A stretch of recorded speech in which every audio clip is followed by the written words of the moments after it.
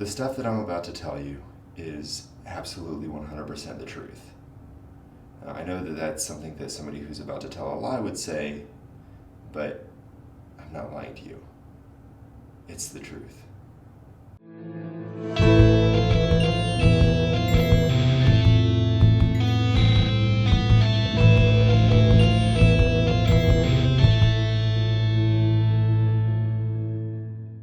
My first paranormal encounter. That's probably not the best way to actually put it. My first experience with the paranormal? No.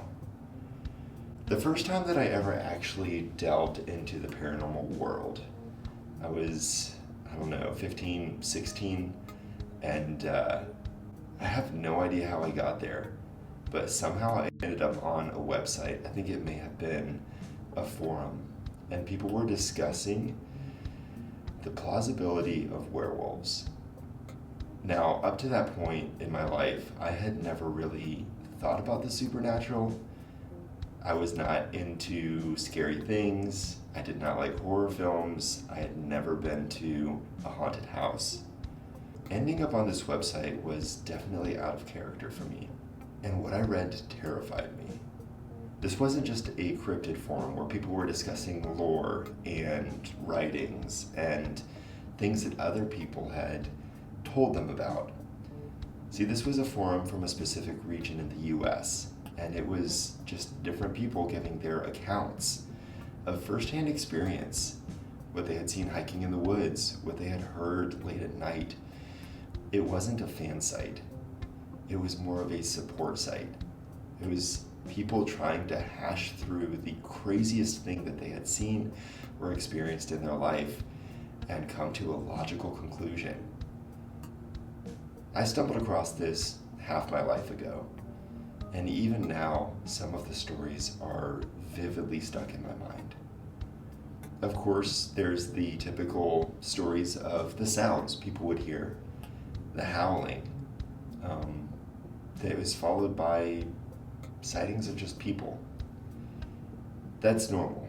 That could just be, kids out on the weekend having fun, doing stupid things. No big deal. But when people started mentioning the local cult, that's when it started to get spooky. Sacrifices, blood, guts, meat, altars, fire, the whole 9 yards, pentagrams drawn on the ground. And there were people that were talking about conversations that they had with some of these folks that were allegedly in the cult. And they talked serious. They were talking rituals that made them transform into beasts.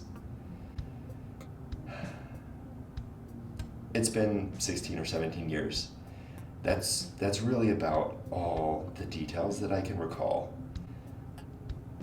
But the way that it affected me, you could almost say that was the beginning of my interest in exploring the supernatural and experiencing things that are a little bit unsettling, maybe a little bit scary.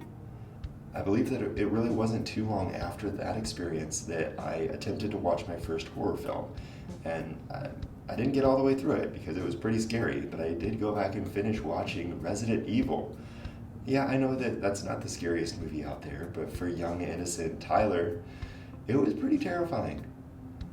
So you can imagine if I thought that Resident Evil was the scariest movie, what reading about these rituals and cults and transformations would have done to me.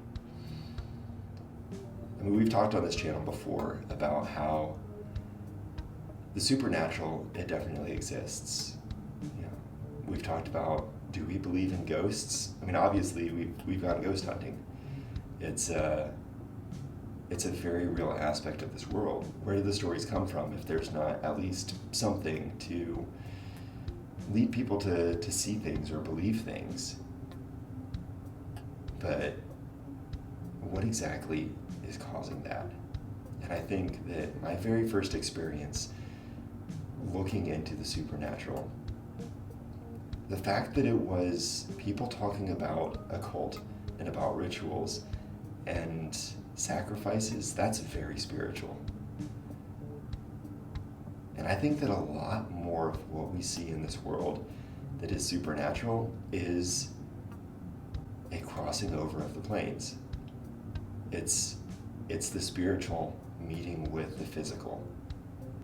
And honestly, that's more terrifying to me than if it were just the spirit of some ghost or some fluke in nature that causes somebody to transform into a wolf at every full moon.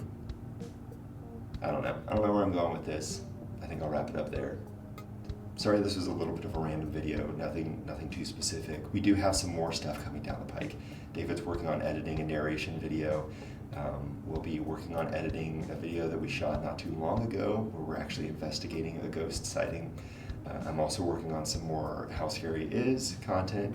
I mentioned Resident Evil, and that's actually the next How Scary Is video that I'm going to do. How Scary Is Resident Evil. So stay tuned, stick around, subscribe if you haven't already, because we've got more stuff coming at you.